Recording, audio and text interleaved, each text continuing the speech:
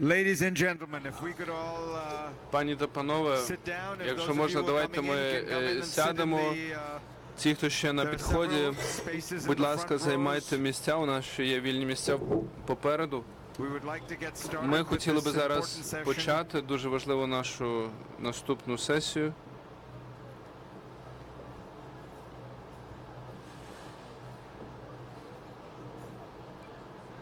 Ladies and gentlemen, if you can come in, please. Пані та And панове, those of будь you who ласка, are planning to заходьте. attend this session, sit down in Ті, хто планують брати участь chairs, у цій that would be частині, great.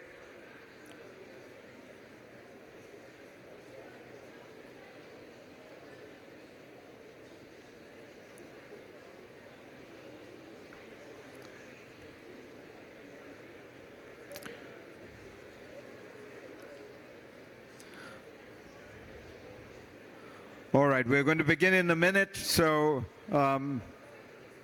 settle down. Complete your conversations, and we will Сідайте. start soon.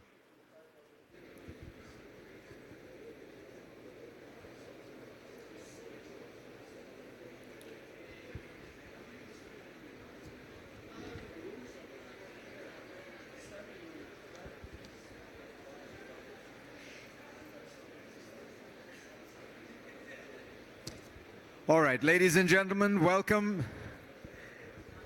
Again, finally, for those of you who are standing and milling around and having conversations, please end those conversations and direct your attention to us. We're trying to get some special attention here, but I think that was not intended.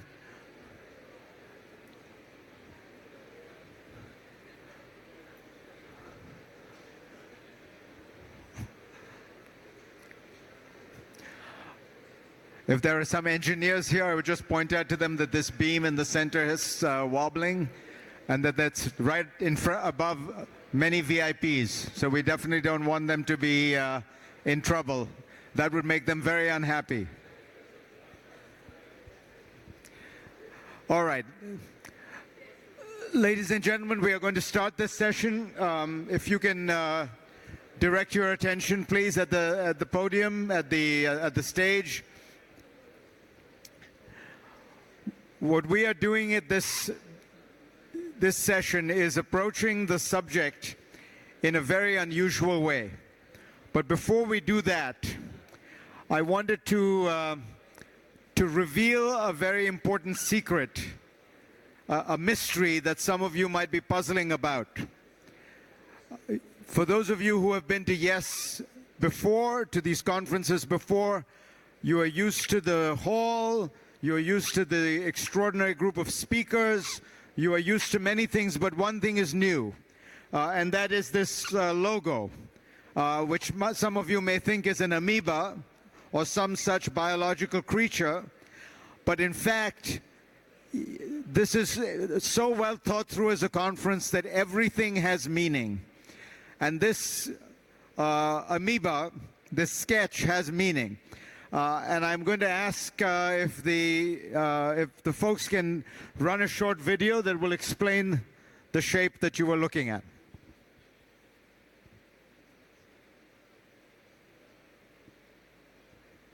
Now, this can be represented in another way. And that can be used for artistic license. And there we have our logo for the YES conference.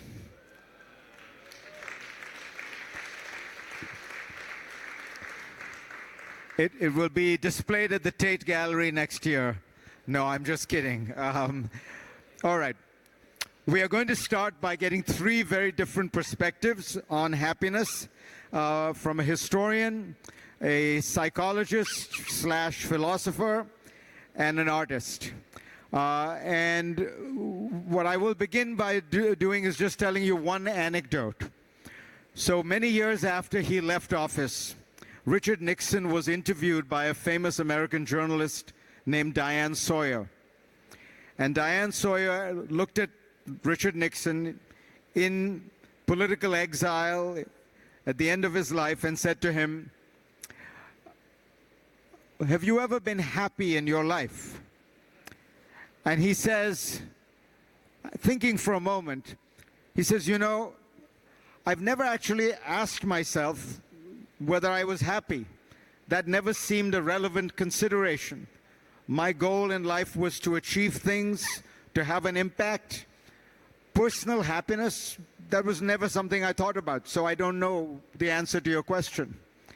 So with that in mind, Niall Ferguson is going to answer the question and many more questions. Niall is, of course, a famous historian, economic analyst and expert, runs a very interesting consulting firm, and does this all now from the heart of Silicon Valley in Palo Alto, where he is affiliated with Stanford University.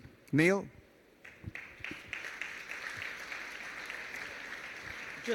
I would say just pick this up and stand, or sit. I'm going to sit down because you've had enough speeches, and I'm here to lighten up the mood. Because I'm against happiness. I'm actually against the pursuit of happiness, and I am very heavily against the idea that you should expect happiness from the government. Okay? That's a terrible idea. And we have to persuade President Zelensky and everybody else here that if he makes it his goal to make Ukrainians happy, it is all going to end in unhappiness. Now, I'm a historian, as Fried has observed, and so I'm going to surprise you by basing my argument partly on science fiction.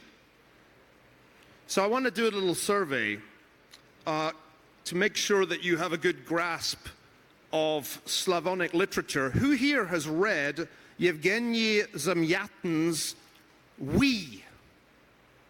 Excellent. I love a well-educated audience. If you have not read this book, and I notice, Fareed, you did not raise your hand, you are not an educated person, I'm sorry to say, nor can you ever hope to be happy, because this is a work of great genius that provides us with the answer to the question. Let me quote from Zamyatin's We, which was published in 1921 in the early years of the Soviet Union.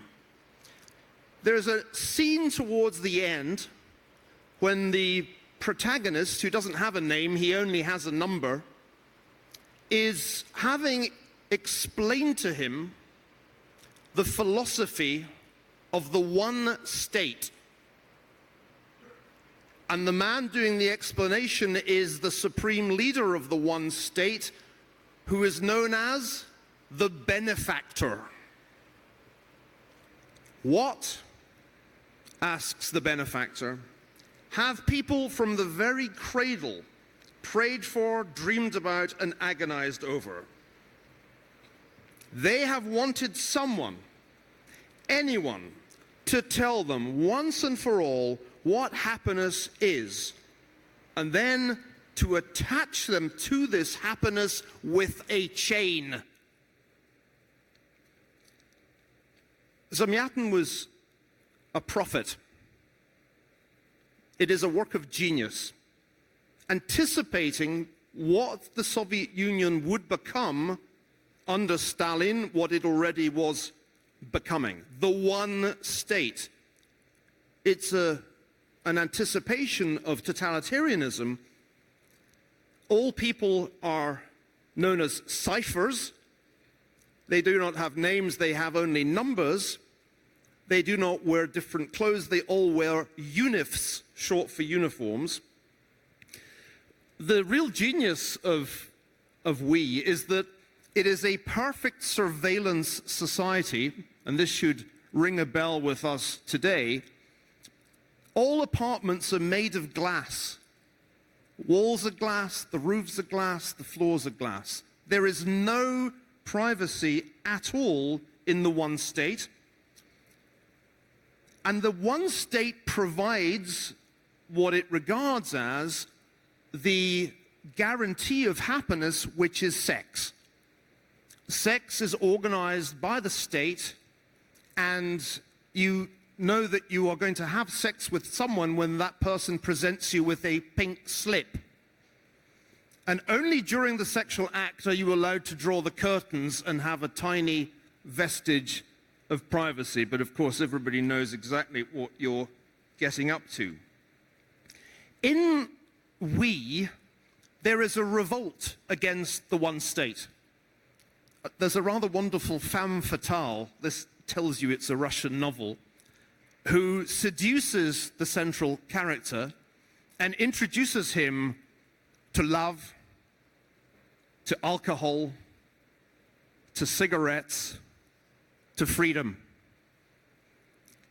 In order to stamp out the revolution, the benefactor orders that all ciphers be lobotomized, because he realizes that the one thing that stands between the one state and perfect happiness is the imaginations that individuals still have, and it's through their imaginations that they can escape the tyranny of the one state. You may have inferred from what I've just told you that Aldous Huxley was a plagiarist, because so many elements of we turn up in his much later Brave New World. There are also elements in Orwell's 1984, but Brave New World, remember, is the dystopia in which the state provides happiness not just through rationed sex, but also through readily available state-provided narcotics, soma. So if you have a flicker of unhappiness in Huxley's Brave New World, you just pop a soma pill. These are important novels. The central idea is that the pursuit of happiness as a state policy ends in subjugation, and we should not forget that lesson. Wearing my historian's hat, I took a look at the rise and fall of happiness in English literature. You can do this thanks to Google's Ngram website, and what you find is that happiness was pretty much an unimportant word in 1600, and then it rose rapidly to a kind of dominance in the second half of the 18th century, and then went into a relative decline after 1815. That explains why life, liberty, and the pursuit of happiness, Thomas Jefferson's great framing slogan to the Declaration of Independence, is a very late 18th century thing to say. In the 19th century, the Romantics rebelled against this notion, with good reason. But what happened is interesting. The utilitarians captured the concept of happiness, turned it into a cost-benefit analysis where happiness is just the residual when you subtract pain from pleasure. And then the economists came along and turned it into utility and then marginal utility. And without anybody quite noticing, happiness was replaced by income. And as you can't have income without work, work became the dominant concept, far more important in the Ngram analysis than happiness throughout the 20th century. In fact, work entirely eclipses happiness as a goal in the literature of the 20th century. Only very recently did economists like my friend Richard Layard say, you know what, we're missing something here. We've confused the concepts.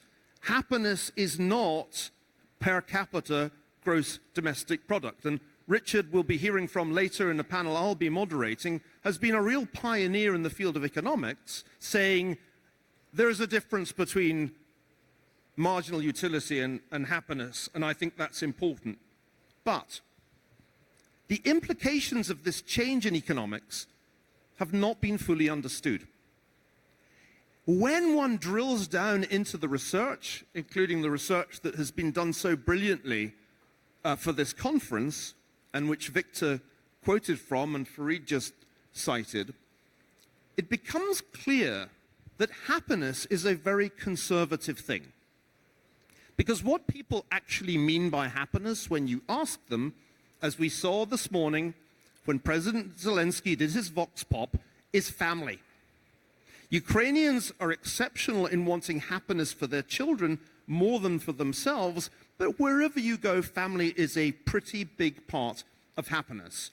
And sociologists from Charles Murray right across to Robert Putnam recognize that happiness is closely related to social capital, family, local community, workplace, and religious community.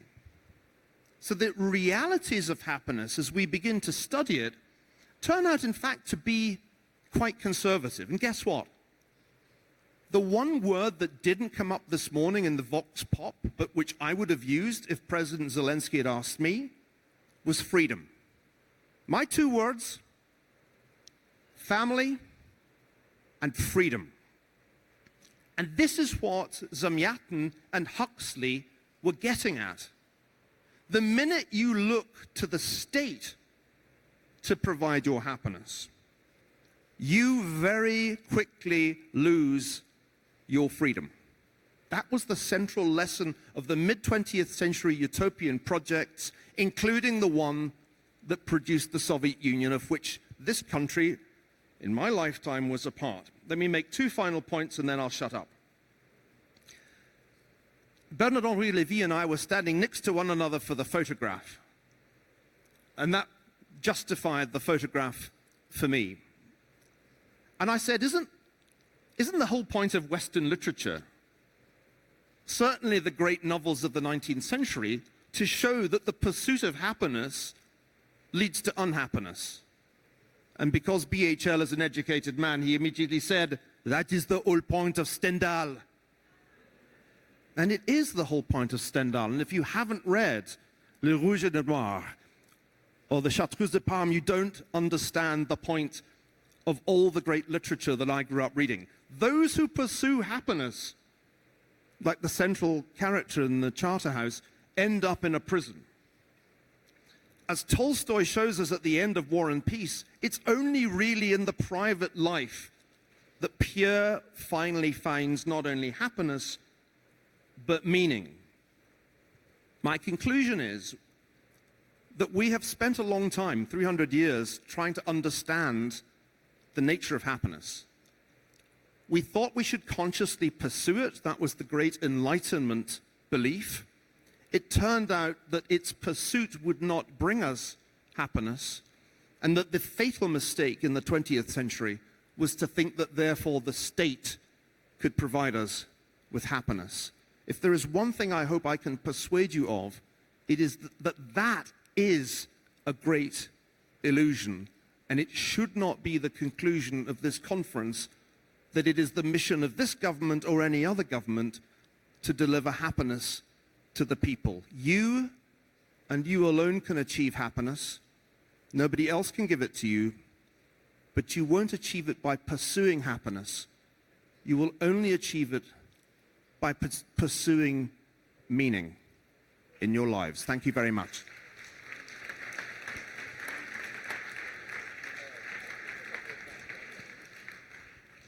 Thank you, Niall Ferguson. That was, as always, provocative and fascinating. I will point out that Tolstoy's main, most famous take on happiness was that it's boring.